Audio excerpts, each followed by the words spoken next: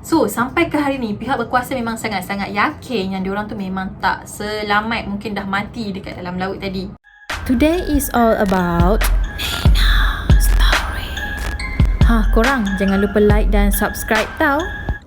Hey guys, it's me Nina and welcome back to Nina Story. So hari ni aku akan ceritakan tentang sebuah penjara yang mana penjara ni merupakan sebuah tempat di mana pihak berkuasa akan menempatkan banduan-banduan ataupun tahanan-tahanan yang telah melanggar undang-undang sesebuah negara. So penjara ni merupakan sebuah tempat di mana tahanan-tahanan tadi akan menjalani hukuman diorang. Dan kawasan penjara ni sebenarnya sangat-sangatlah dijaga dengan ketat, di mana tembok yang dibina di sekeliling penjara tu mesti akan tinggi, dikawal dengan CCTV, dan juga pengawal penjara akan membuat rondaan yang sangat-sangat kerap. So, sangat-sangat impossible untuk tahanan tadi untuk melarikan diri daripada penjara. Tapi ada cerita di sebuah negara yang mana 3 orang tahanan ini telah dikatakan berjaya melarikan diri daripada penjara. So, without wasting any time, let's get started.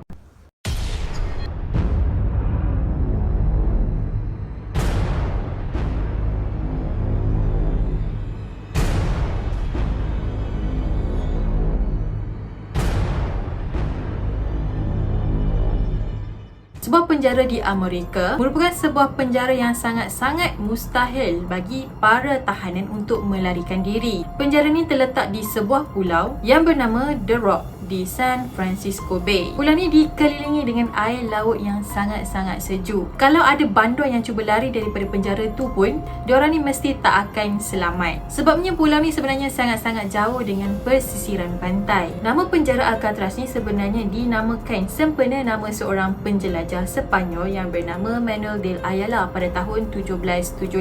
Pada tahun 1850, Presiden Amerika yang ke-13 yang bernama Fillmore telah membina kubu pertahanan, yang mana kubu pertahanan ni mempunyai bangunan, meriam dan juga rumah api. Sebenarnya kubu ni telah dibina khas untuk penggunaan para tentera. Jadi lepas je kubu Alcatraz ni telah siap dibina, tentera Amerika telah menggunakan sebagai tempat untuk diorang menempatkan para tahanan. Bagi diorang, kedudukan lokasi pulau ni sangatlah strategik, di mana pulau ni merupakan pulau yang terpencil dan dikelilingi dengan air yang sangat-sangat sejuk. Dan lautan ni sebenarnya hampir membeku. So impossible kalau tahanan-tahanan diorang untuk larikan diri daripada penjara tu. Kalau diorang ni boleh lari daripada penjara tu, kemungkinan besar diorang ni akan mati kesejukan di dalam laut tadi. Pada awal tahun 1900, tahanan yang ditahan oleh para tentera tadi telah dipaksa untuk membina bangunan yang baru, atau lebih tepat lagi penjara yang baru. Penjara ni mempunyai 600 sel, sebuah hospital, kantin dan juga bangunan-bangunan yang lain. Pada tahun 1934, penjara Alcatraz ni telah dijadikan sebagai penjara persekutuan, iaitu penjara utama. Penjara ni telah menempatkan banduan-banduan yang sangat-sangat berbahaya, di mana tahanan-tahanan yang dibawa ke penjara Alcatraz tadi akan menjalani hidup yang agak kejam ataupun agak di luar jangkaan lah, mengikut undang-undang yang telah ditetapkan oleh penjara Alcatraz. Setiap tahanan akan mempunyai sel sendiri. Maksudnya diorang ni tak akan berkongsi sel dengan tahanan-tahanan yang lain. Even penjara ni macam agak mustahil untuk tahanan-tahanan tadi lari daripada penjara tu, tapi ada je banduan-banduan ataupun tahanan-tahanan yang cuba melarikan diri dari penjara tu. Dikatakan sebanyak 36 orang tahanan yang dah try nak larikan diri daripada situ, tapi malangnya semua tak berjaya. 23 orang daripada diorang ni telah ditangkap, 6 orang lagi kena tembak dan dibunuh, manakala 2 orang lagi tenggelam serta 5 orang lagi telah hilang. So 5 orang tadi ni telah dianggap mati oleh pihak berkuasa. Even ada juga yang percaya yang 5 orang tadi sebenarnya mungkin diorang ni telah survive daripada pulau tadi, tapi malangnya tak ada bukti yang mengatakan diorang ni telah berjaya melarikan diri daripada pulau tadi. Sebabnya tak mungkin akan ada orang yang boleh berenang merentas lautan yang sejuk tu, kerana suhu laut tu memang terlalu sejuk dan bandan-bandan tu tak mungkin akan mampu berenang. Ada satu kes ni yang dikatakan 3 orang banduan telah berjaya melarikan diri daripada Alcatraz. Pada 11 Jun pada tahun 1962, 3 orang lelaki ni telah berjaya melarikan diri daripada penjara Alcatraz. 3 orang tahanan tadi merupakan Maurice, Sean dan juga Clarence. Diorang bertiga ni telah nekat untuk melarikan diri daripada penjara tadi. Lepas diorang berjaya melarikan diri, diorang tak pernah lagi dijumpai even mayat diorang. So diorang ni telah dianggap telah mati lemas di dalam laut tadi, dan mungkin mayat diorang tu dah pun tenggelam di dalam laut. Pada tahun 1979, kes diorang ni telah ditutup oleh pihak polis. Kes ni dikatakan sangat-sangat hangat pada pada masa tu, sampaikan 3 orang tadi ni dianggap sebagai hero rakyat. Aku tak faham kenapa diorang dah berjaya lari daripada penjara tadi tu, tapi lepas tu diorang dianggap sebagai hero. Why? Sebenarnya diorang bertiga ni telah pun saling kenal mengenali antara satu sama lain sebelum diorang dipindahkan ke penjara Alcatraz. Maksudnya sebelum ni diorang dah ditahan di penjara persekutuan yang lain dan diorang kenal dekat situ, lepas tu diorang ni telah dipindahkan ke Alcatraz. So yang merancang nak larikan diri daripada Alcatraz tu merupakan Frank.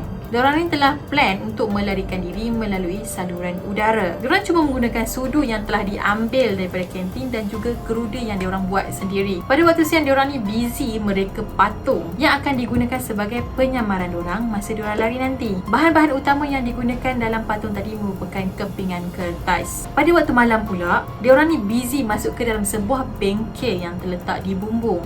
Bengkel ni merupakan bengkel rahsia dan diorang bertiga je yang tahu. So dekat bengkel tu, diorang cuba untuk membina rakit dan juga jaket keselamatan, yang mana jaket keselamatan ni diperbuat daripada 50 helai baju hujan yang diorang telah curi. Pada tengah malam 11 Jun 1962, diorang ni telah berjaya melarikan diri daripada Alcatraz dan sejak daripada kejadian tu diorang tak pernah lagi dijumpai.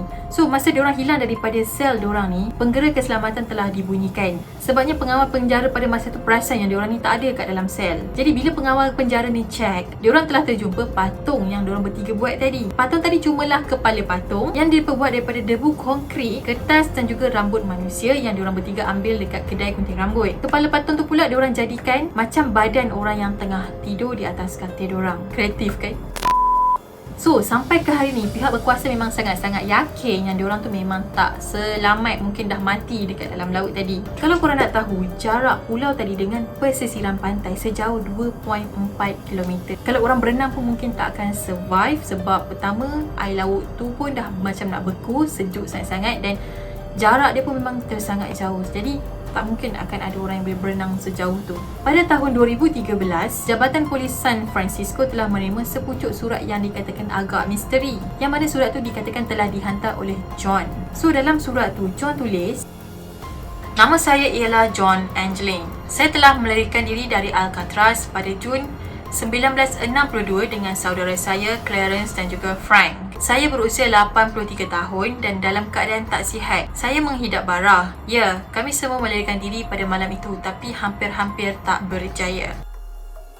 John juga beritahu Frank dan juga Clarence dah mati pada tahun 2005 dan juga pada tahun 2008. Lepas tu John ni telah menawarkan diri untuk menyerahkan diri dia kepada pihak berkuasa, tapi ada syaratnya, yang mana kalau diserahkan diri dia kepada pihak berkuasa perlu memberikan rawatan perubatan kepada John dan hukuman penjara selama 1 tahun je. Selain itu pihak berkuasa juga dikehendaki untuk membuat pengumuman di TV. Tapi pihak polis ni tak percaya dengan surat tadi dan diorang anggap benda tu just prank sahaja. Kemudian pihak berkuasa ni telah membuat ujian analisis terhadap cap jari, DNA dan juga penulisan tangan tadi. Hasilnya pun tak jelas. So diorang tak dapat nak pastikan sama ada yang tulis surat tu betul-betul John ataupun orang lain. Kalau John tu masih hidup sampai sekarang, umur dia mungkin dah 90 tahun.